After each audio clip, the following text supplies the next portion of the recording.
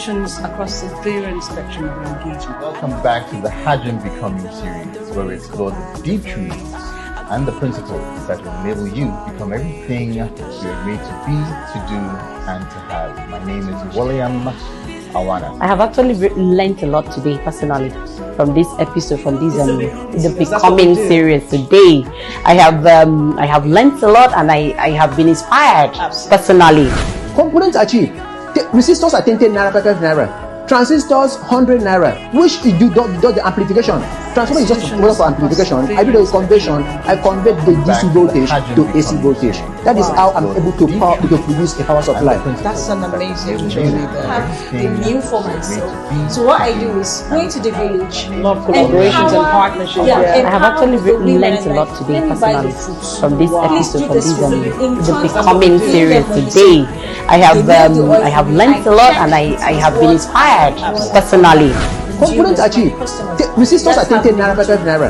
Transistors 100 naira. Which you do the amplification. Transformer is just for amplification. I do the conversion. I convert the DC voltage to AC voltage. That is how I'm able to produce a power supply. That's an amazing journey. A new for myself. So what I do is go into the village. Love collaborations and partnerships. Empower what the women we have. Let me buy the food. Please, it's not just about us. And some people don't also know that where we are, just like you have the Google Earth, for an example, there's a dotting where you are right now that is called something right up there. Obviously you have a lot of teams. I mean, a lot of people work or the Gazers app, for an example, you're going to see some dotting, the listings, the namings. And the first question is like, who named these things? Fly this, that, and that, and that, and that. Every space, every joint, every area in the space, framework is just about us. And some people don't also know that where we are, just like you have the Google Earth, for an example, there's a dotting where you are right now that is called something right up there. So if you have the Star app or the Gazers app, for an example, you're going to see some dotting, the listings, the namings. And the first question is like, who named these things? Fly this, that, and that, and that, and that. Every space, every joint, every area in the space, framework is named. The question is, who named it? Believe some more, love some more. It's bright light of mine. I'm gonna let it shine. Hello everyone, welcome to the Hajim Becoming series, where we explore the deep truths and the principles that will enable you to become everything you're meant to be, to do, and to have. My name is William Awana. I'm not here alone, I'm here with my very lovely co-host, who decided to wear blue just so that she could match with me.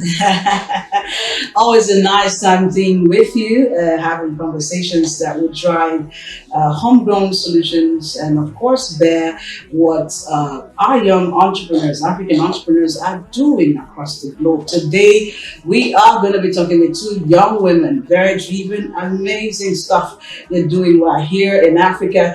And so we're going to just listen to them and then get to see what that looks like. Excellent, excellent. So before we jump into that, one of our core objectives here at the Hajim Becoming series is to enable people, especially, see what we can do in Africa. Because if you take a view, a widespread view of the issues that are confronting the continent, you discover that a lot of it is centered around things like poverty, things like hunger, things like suboptimal living. And we're saying, hey, what are the things that we can do to help people, to assist people, or to groom people to develop solutions that will enable Africa and Africans surmount these problems? And of course, drive social impacts, engineering, entrepreneurship, and innovation across various sectors of the economy. Exactly. Yeah. Now, one of the key things that I especially like to take people on is the question of vision and innovation, right? Because if you take a look throughout human history, every time the world changed, every time that we propelled ourselves forward, it was always because somebody or some people had visionary thinking. They thought in a particular way. They decided to implement things that they had in their imaginations. And by doing that, they were able to move the fabric of society forward. So if you're going to be a business leader in any shape, way, or form, you need to have innovative thinking. But what exactly is innovation? Because when you tend to have these discussions with people, you ask them what their conclusion about innovation is. They usually tell you it's about bringing new things to the fore. Okay. And I have a different opinion, right? And I tell them that I don't think that's necessarily the case. Why? So let's take an example. When the jet airplane was first developed, or when man started to fly, right, through the Wright brothers, every part of the plane, or what became a plane, every part, every bit of it was already existing on the earth, right? So what changed? Why weren't the people in the first century who lived at that time able to build an airplane from existing material? Wow. The thing is that the people who eventually developed it thought in a different way. They had insight, and they discovered that by thinking in this way and by combining existing material together, they could come up with something. So when we say innovation, it's not about discovering something new. It's about using what you have, but being able to see it differently. The clothes that we're wearing, a lot of it comes from animal skins, right? So one person looks at a cow and just looks at a cow, or at the most food. Another person looks at the same cow and thinks, why don't I use the skin to develop something? So it's all a matter of how you think, how insightful you are, how visionary you are in your concepts and your thinking, and how you can use that sort of visionary thinking to solve existing problems. That for me is what real entrepreneurship is all about. Amazing stuff there, because when we look at ideas around what we saw Virgin Galactic do also, and of course Jeff Bezos do, flying that air engagement, that tourism, space tourism engagement. They're not trying to say I want to build a Mars like Elon Musk, for an example. They were trying to say, can we go zero gravity? And that was an idea.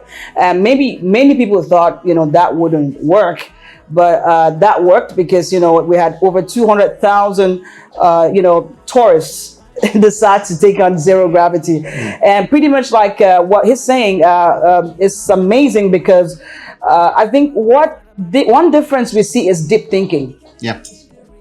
So you take a look at this and you say green. So how do you mix, what colors do you mix to have green? And so you begin to think and think and think, and then you come up with a solution. Or you do like guys who are stargazers, for an example, and then you're sticking on that whole thing and you're like, why is this thing not changing?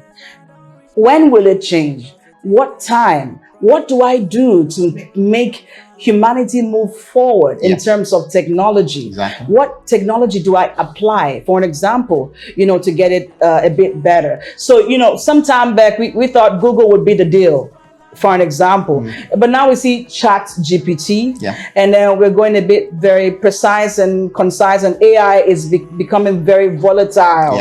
And so someone is thinking, but the thing is, are you thinking? Everyone is thinking, but are you thinking? What are you going to be making from hides and skins and every other thing?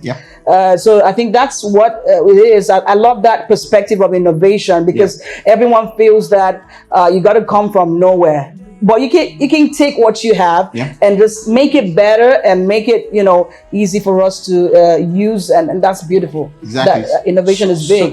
So before we bring in our guests to have a discussion with us, you made a very important point about technology, right? And again, when I'm having conversations with entrepreneurs or business operators, and we're talking about technology, what exactly is technology?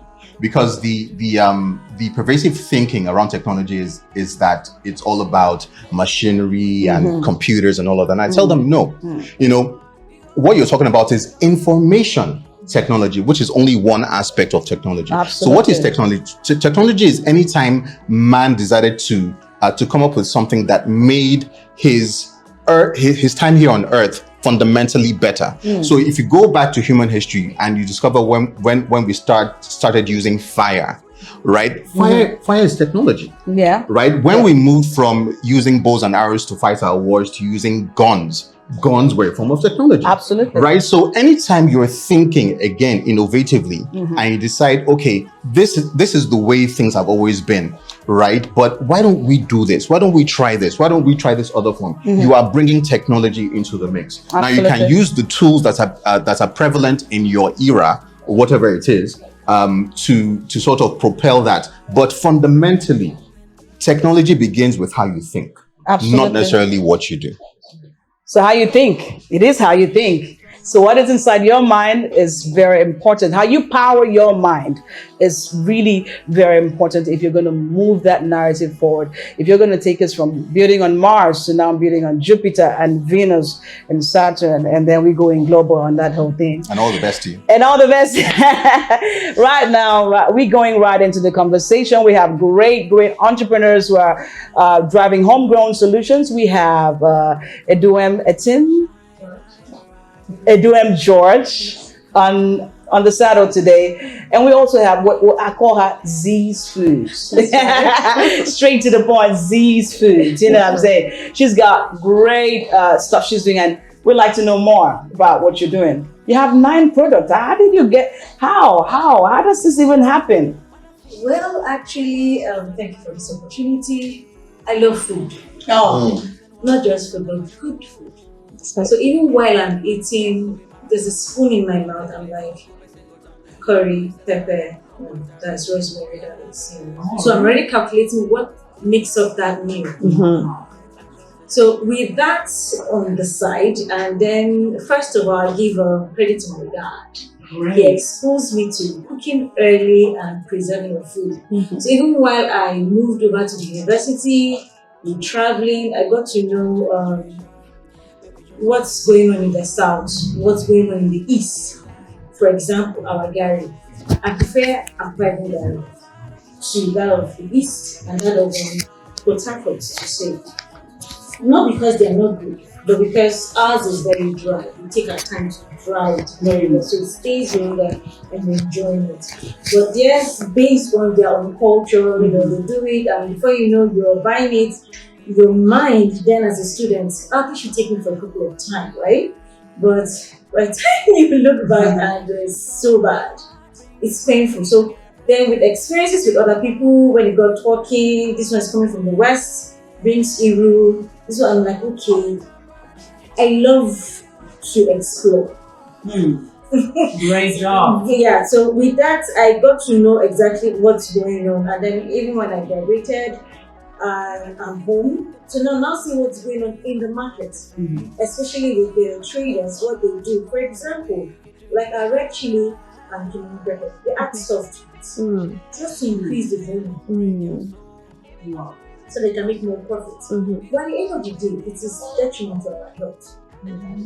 So I decided, actually, I started with selling of Gary, and then I went to the rice. But I said, let me try spice. Now, spice in the sense that it is not supplied with spice. First of all, let me try it. And then I did that. The response I got from the red chili and cumin pepper, something's going on here. So over the years, I've been in business for the past 6 years now. So with time, I've found that there are people actually who are looking for pure pepper, pure turmeric, pure ginger. Like, just give it to me in its natural form. So with that, I explored other products and everything. One of my mentors had to calm down. I'm like, okay, calm down. So I said, I have something for yourself and stick to it. And then maybe you can still do the rest, but stick to this. I was like, okay. I decided to go into spice. Wow. When did you say that? Yes. Look at that. This ginger. Wow. And then as turmeric, can you help with that? Yeah. Okay, no. This is cumin pepper. Wow. This is paprika. So why do we call it cumin pepper? That is the funny part. I don't know why I grew up to know cumin pepper. Yeah. So and then one thing, there's this unique thing about it. The name sells for itself. It says that you know Cameroon pepper is hot. So the first thing is, are you sure it is Cameroon pepper? Yes, it is. So when they get to use it, they're like, hey, this is what I know it before, you know. Then this is paprika, what we know as tatache. Yeah, this is red chili, and okay, so the idea was just give me the pure form of it in a singular frame, rather than mix it like all the stuff. That kind of thing. And then you get to use it for different types of stuff. Yeah. So like the tatache and the cayenne pepper known as shombo, I had to do this because of to reduce the farm loss, post-harvest loss as it is. Yeah. So there are people that, for example, the very time you would see fresh tatache in the market, that's right. You're getting to that period. So now you get to enjoy this in its dry from any time. So that's the innovative part of it. So while trying to solve the problem of getting it from farmers, there are a lot of people, there's a loss of farm produce and all of that. So I decided to okay, why are you selling to those who are retailing? Can I have for production, making it available now in dry form? So in all of this spice thing is actually what made me go into this herbal tea. This is made up of pure thyme and mint leaf. It's good for the body, for both male and female. It helps to relax the nerves. This is for women in particular. This is Ijebu Gari. Another one. Yes, another one there. Yeah. So you get to, for the tea for the women, if you are menstrual pain and everything, it helps to relax. And it's natural. From the oil. We are proud of this. We are proud of this. Wow. So your journey, I'm looking at all of this, and one thing comes to mind, and you want to look at the fact that how turmeric was used some years back. It's not the same way it's used now. Yes. And obviously in packaging what you did, because I've seen that you've gone through the process of registration with NAFDAC and then SON and all of that. I'm seeing a lot of licensing there with your NAFDAC number, and that means you've gone very far. And that means obviously you drive exports relations and all of that. Yes. Okay, so it looks pretty good, but can you tell us about that journey of discovery? Because that journey of discovery is what would have to, what you would have to letter when you're doing your licensing. That what is different from this other one? What is what uses? What are the benefits? For an example, of putting turmeric now, thyme. You're now doing thyme and mint leaf, right? Yes. So it's like mint leaf is like some lovely stuff we have here, and most of the times we use it for rice and stew and the rest of that, and seasoning outrightly, but this time we're saying tea, so can you give us a broad way framing on that journey, that discovery journey? Let's start with this. Back in the days, let's put it this way, before we got into medicine and tablets and all of that, if we want to really be sincere with ourselves, it is actually the herbs, the spices that they were using and surviving on. So I'm not disputing the fact that we can't use the tablets and whatever, but can we go back to the natural, as in more of this is the natural form, it's not adulterated, nothing, it's still it's pure, it solves the whole thing. And then because of thanks to those who went ahead, first of all, to innovate the herbal thing, that gave way to us to sit down and put one or two things together. Like already I'm on something else, making use of honey, ginger and turmeric. I'm still working on it. Wow, discovery journey.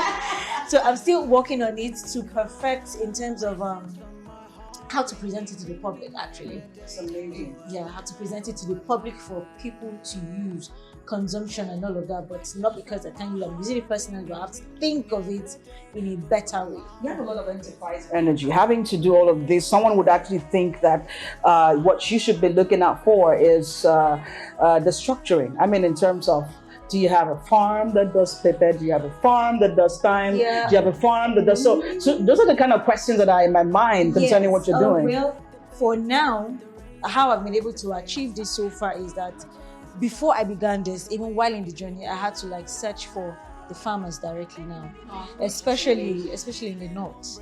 So I was able to achieve that one-on-one contact. So there's no middleman. So it's more of like, it is I, Joy, that needs this thing from you. Please, I want this. Because one, apart from that, there are different species. So, and then there are different practices in the farming. So I want the one that gives me what I want because of my customers. And my name is on the line. Joy, I know you for this. Please don't. Please, you've changed or something, but I don't want that to happen. So far, for like the palm oil, what I've been able to do is that I don't have the meal for myself. So what I do is going to the village. A lot of collaborations and partnerships. Empower with the women as like, let me buy the fruits. Wow. Please do this for me. In turn, I'm paying them money. So they mill the oil for me. I check it is what I want for my consumers, for my customers. So that's how I've been able to maintain that. Great. Obviously, you have a lot of team. Time, I mean, a lot of people working with you on this. So with time, gradually, as we're growing, definitely is to acquire, to rent more farmland, like for the palm fruit, where we can harvest, and all of that to ours, and then have our own plantation. But for now, we're just doing what we have. Great job.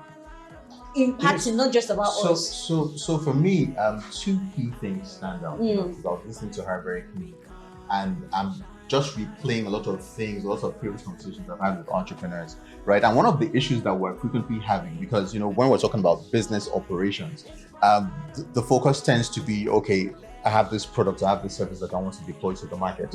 I want to sell it at X value, and I want to get Y in return, right? But most of them are not thinking strategically.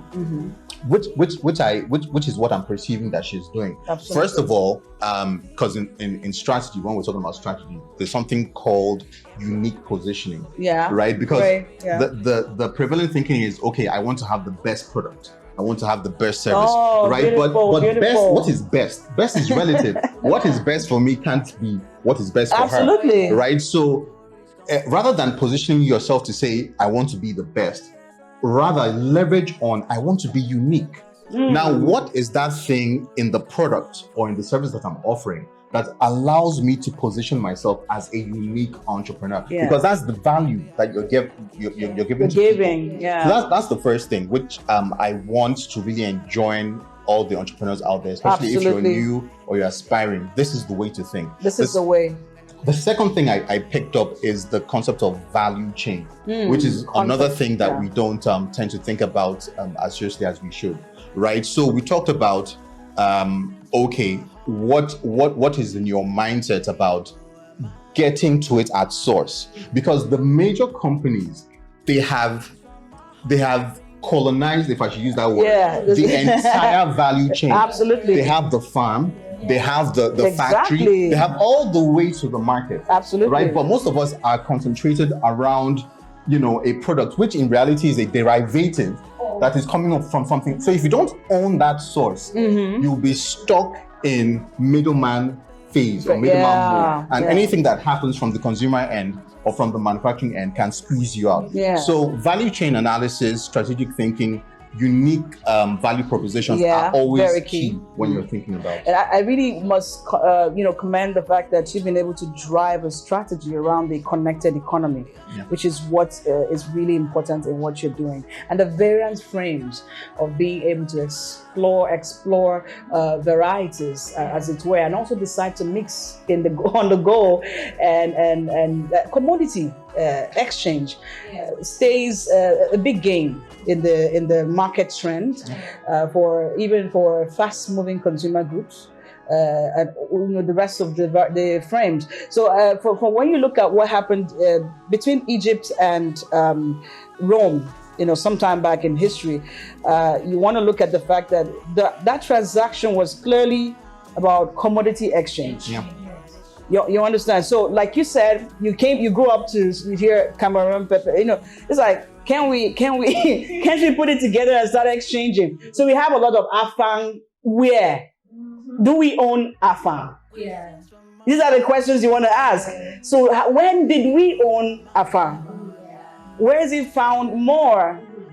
You understand? So these are the things that you want to look at when you talk about commodity exchange. This is big. What you have as variety today is really big for commodity exchange. And even if you were to do mixed spices, like put all of them together, it still look good in that whole thing. And that, like I said, for Egypt was a big game changer for them sometime back in history. So going right back to the second woman.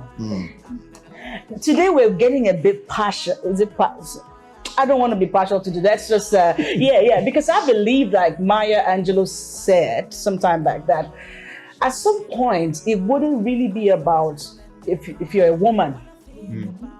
No, I don't like that whole thing of give it to me because I'm a woman. No, give it to me. Make me own my stage. Let me in on my stage. Because I'm giving you what it's supposed to be. I have a lot of capacity. I have homegrown solutions and I'm serving. So don't do it because I'm a woman.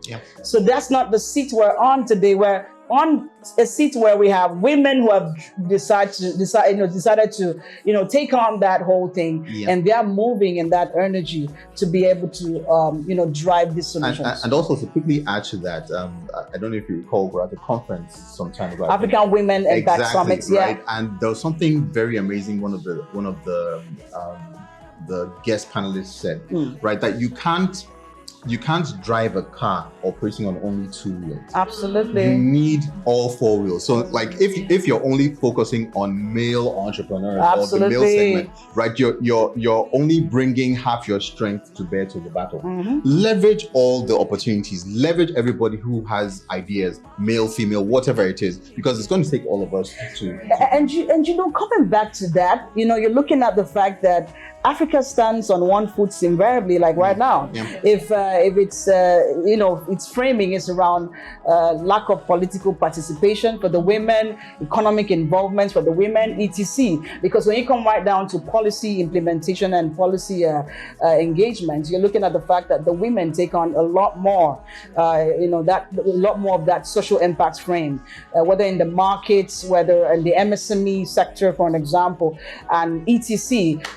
What you see is the women, and you have a population that is women reading, and so if you don't decide to explore the potentialities of those women and allow that happen, you are shooting yourself in the foot. So I think it's time that when we had the Business Women Summit in Lagos too, we've looked at the fact that the digital space now gives the average woman that power that they advocated for some years back, basically. So we go right back to Edu M. George.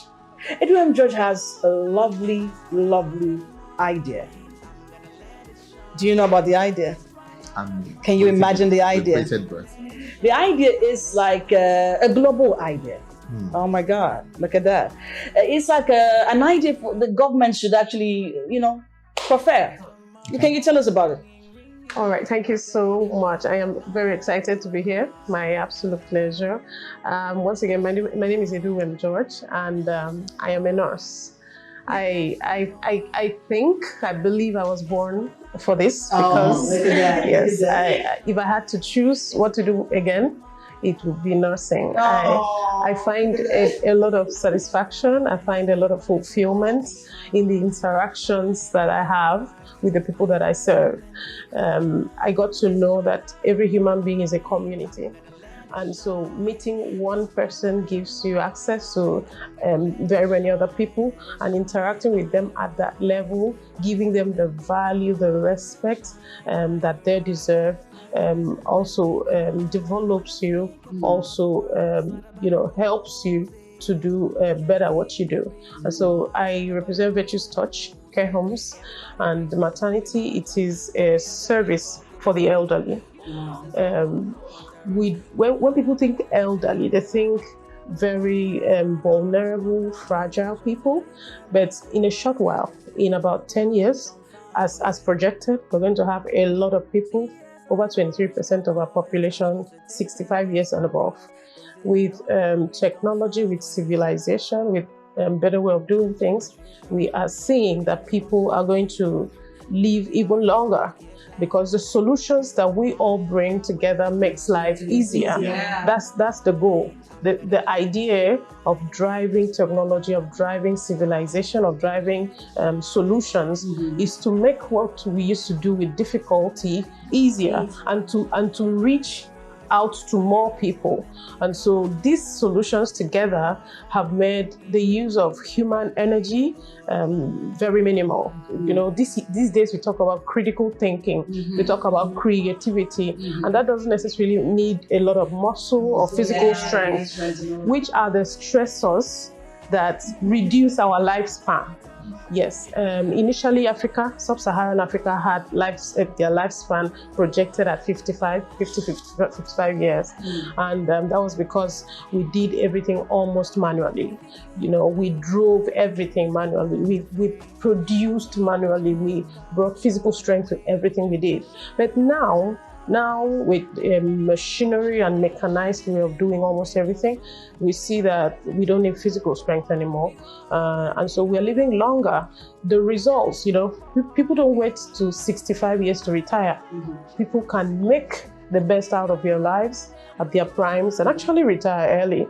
That means that they have a later part of their lives that they live even better than they began. And so with people living longer, the family has a lifespan. A family, as we have studied, is in stages.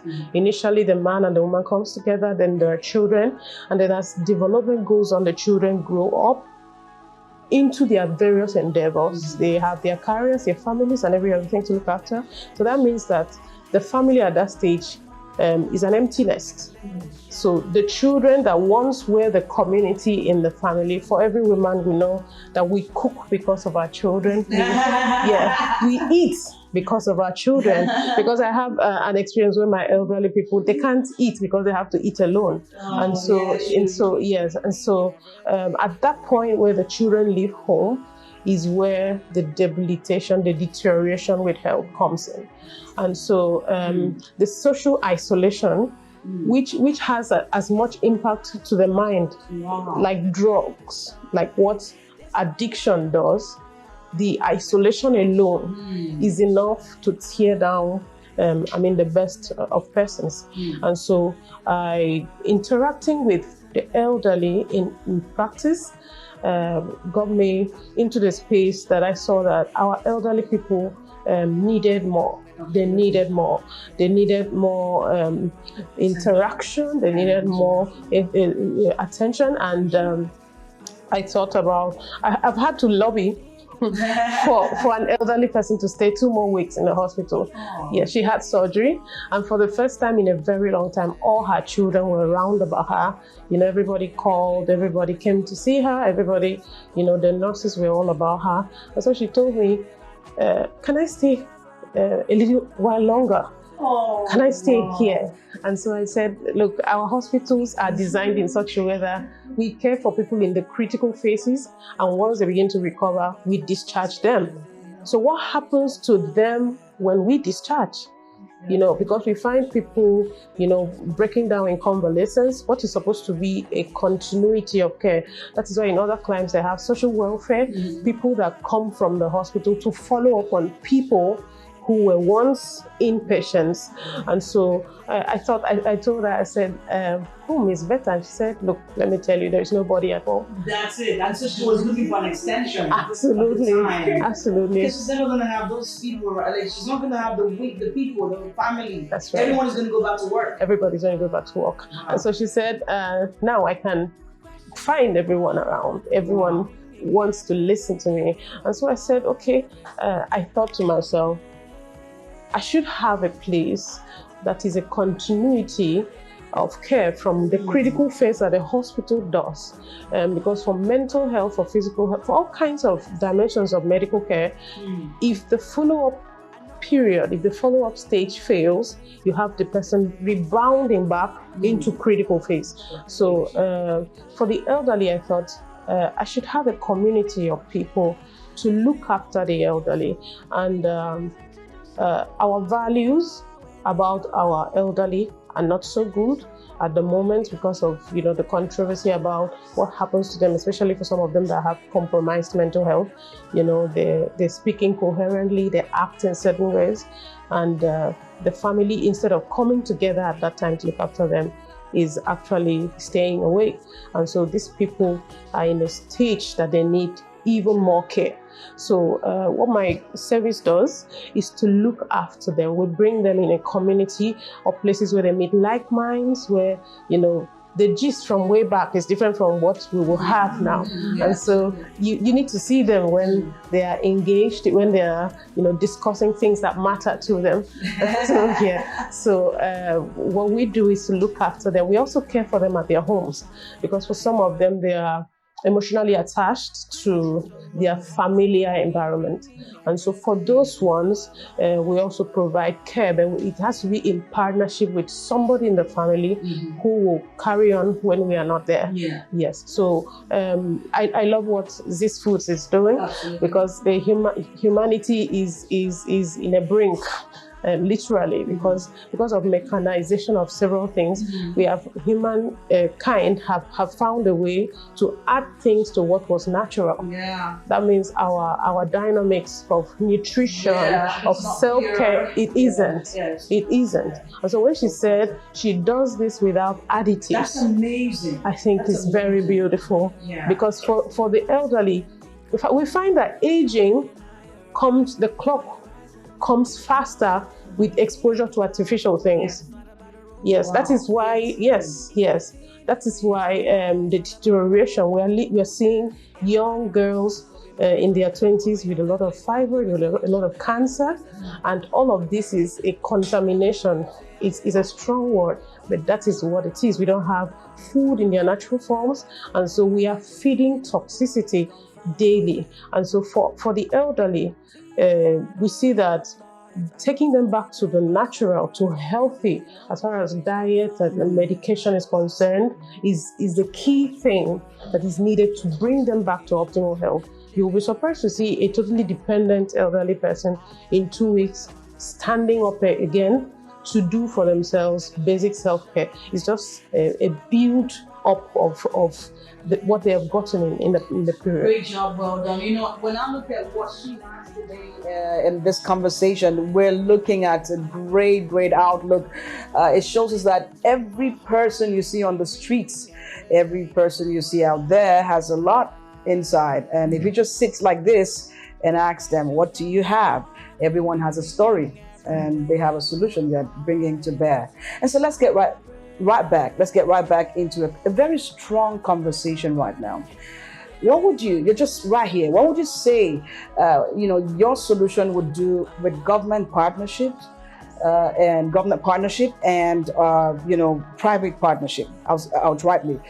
Because what you're doing, if we can find social welfare policies, for the aged, from the governments, whether federal, whether states, it begins to, take shape. I mean, that's what our, United Nations and, several other international bodies are up to. And of course, we have the global goals, we have the SDG frames and all of that.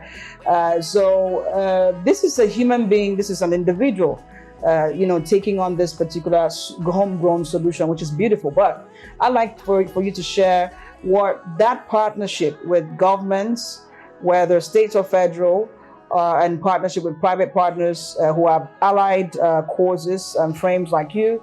And of course, the third one, policy making for social welfare in the country or the African continent. How this solution can be prorated on those frames. I have seen that the framework of this, I have come, there's a journey to this, there's a story to this. At the initial stage, I discovered I needed to care for them at their homes because they have special needs.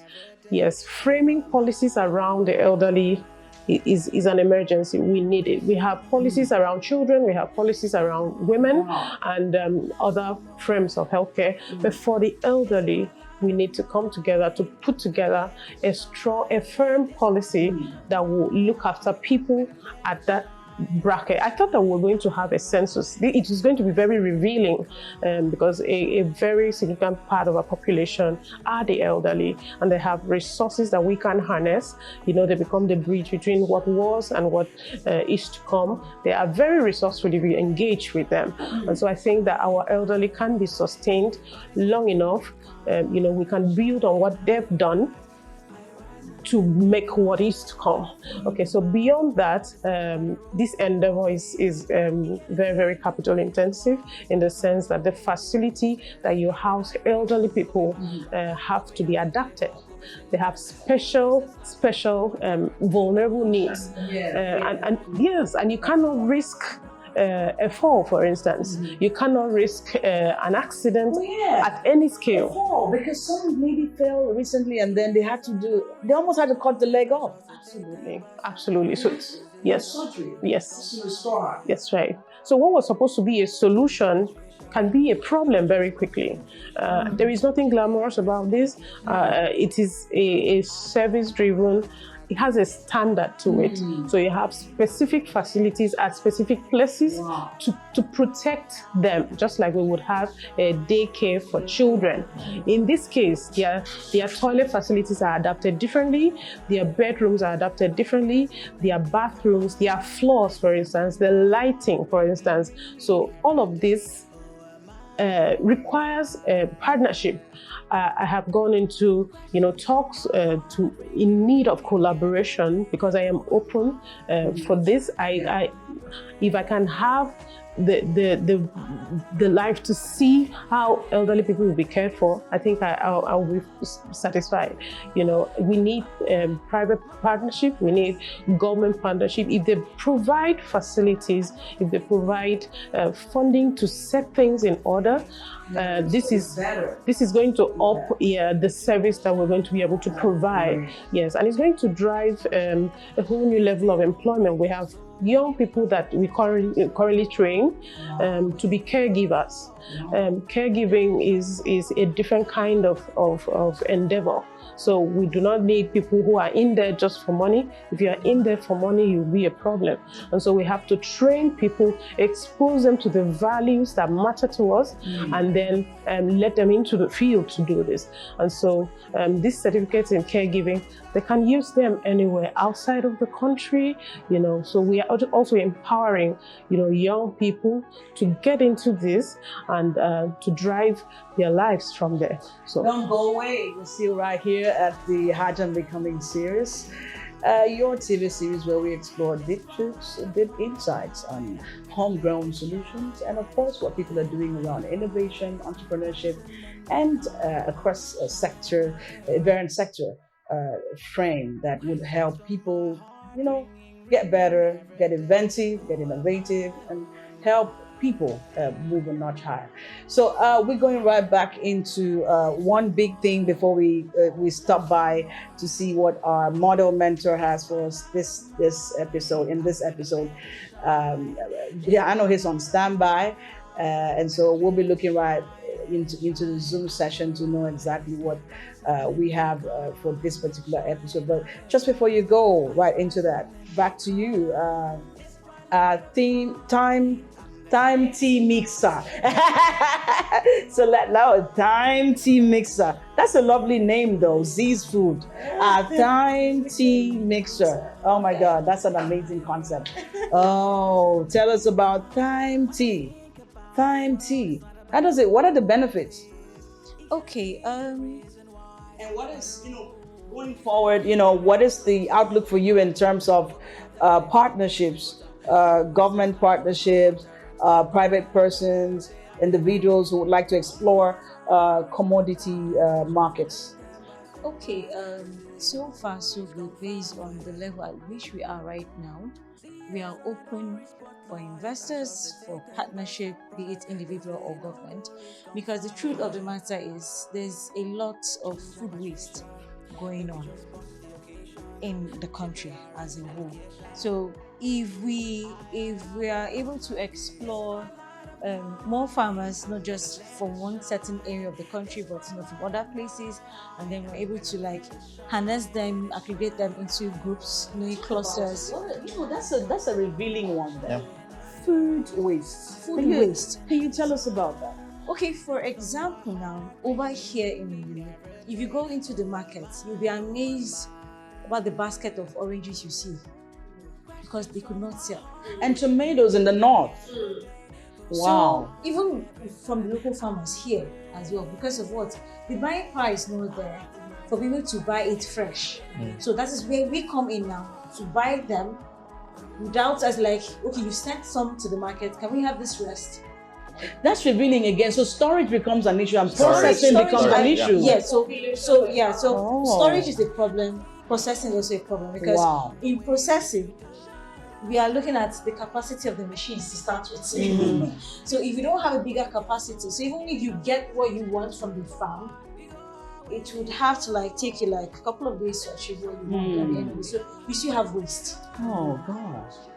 So we are open for that, for investors and all of that, so as to enable us to expand now our reach in terms of harnessing all the natural things we have from the farmers, reduce the food waste, convert it to a table, and then not just for the people to walk into the supermarket to access this, but for other people in the market too, in the sense of making them in sachet forms. Right. So that is, we've penetrated that, we've tested that, and so they are waiting for that actually. So make them available in sachet form, and they're ready to have it. Wow, if we're going to be on this table to talk about this whole thing, then we have to dissect manufacturing, production, processing, Pricing. Packaging, pricing, Business models. market strategy. Oh my God, that's a lot. That's a lot. We've done And all of transportation that. also. Yeah, so we've looked at all that sector, and we are like, okay, all waiting for just the money. We've done that, we've done our research, we've done the planning, we've documented it. Okay, this is how we're going to do. If this comes in, this will solve, let's solve that. Like that, connected. But at the end of the day, the truth is, people are going to be employed. Great. Money's coming back. Great. To the youth, to youth, like we're engaging them. Not just the youth, even the women in the village, as I said, for the palm oil. For those who even want to go back into farming, like, there's somebody out there that needs my products. Let me, farm for her and for any other person. Okay, let's get right back into this now. Firstly, we are looking at Africa now. So it looks like we have a very big issue here. Yep. And it looks like we have institutional voids across all sectors. And so we know that these steps you're taking is going to just move us further, and we need more people, driving these solutions across sectors. If you sit there and drive processing problems and drive solutions around manufacturing, around power, around brand trust, around packaging, logistics. Yes. So, as we're talking, I was just listening to, these very amazing conversations, and the critical issue that kept replaying in my mind was, how come so many great ideas are not seeing the light of day? Right now, if you take an example, Facebook, why was Facebook successful? Not many people know that for the first 7 years of their existence, Facebook didn't record a single dime in revenue, but they were able to pay salaries to operate and all of that because they have this industry of venture capital. Now, So the way things operate over there in Europe and America is quite different, right? Because if someone drops the ball on, say, funding, there are 10,000 other people to pick it up. who are So able. you can't even lose money, as it were, right? But here we live in one of the very few locations on Earth where we actually develop real liquid capital, an because emerging there economy. are people in this continent that can fund these things without even blinking an eye. But You there. for their mentality, right, as investors tends to be either into the capital market, right, or offshore. Very few people are looking inward. So that is one of the key things that I think needs to change very quickly if we're going to be able to develop our own homegrown solutions. Because at the end of the day, this is our continent, this is our home. What do you think? Fantastic. I think that conversations like this will bridge the gap, the knowledge gap between what you're saying and what is. What I do, for instance, is the 21st. This is where money from healthcare will come from. Absolutely. In the next decade, we'll see that care homes and care for people with disability will drive the revenue that an entire sector, will see. We'll see. So not just medical tourism, but caregiving. That's true. Of course, that's what we're seeing in individualistic natures. Thank you very much for having us today. It's been an amazing conversation with this time team mixer, Z's Food, and this wonderful person. She's an amazing entrepreneur. Absolutely. She's amazing. She's got a lot of energy. Absolutely. I can feel the energy right now. And then we have Duane George today doing an amazing job in caregiving, giving us the advanced level of caregiving or Medicare or medical business, as it were. It's amazing. What do you have to say? I was totally blown away by not just the ideas, but also the quality of the conversations. Because it's one thing for entrepreneurs to have an idea. It's quite another for them to be able to articulate that idea. Because that articulation, most of the time, goes a long way into getting people to come on your side. If you can't articulate your idea, then why should I? Can't buy why should I invest Absolutely. in you? So the quality of your conversations as entrepreneurs for you out there is almost as important as your idea in itself. You can have a visionary idea, a great idea, but if you can't articulate it properly, you can't reach the right ears. So one word from Z's Food to they need your energy. Can you tell them exactly what it is? Okay. For the upcoming, inspiring, existing entrepreneurs, don't be moved by what's going on in the world, in the sense that don't be discouraged that I've not started, nobody's seeing me, nobody's knowing me. As far as it is your idea, it is what you believe in, and you know that this is going to solve a problem, keep at it. People are actually watching. That's the truth, and that has been my story, and that should also be your story. I'm saying this, keep at it, you will get there. Thanks very much. Duane George. Thank you very much. I find service synonymous with humanity. Let's come back to humanity. Let's bring the kindness. Let's lend a hand. Let's give our elderly people a few more years to stay with us. Let's make use of the value that they have in them so that we can go even higher. Thank you very much.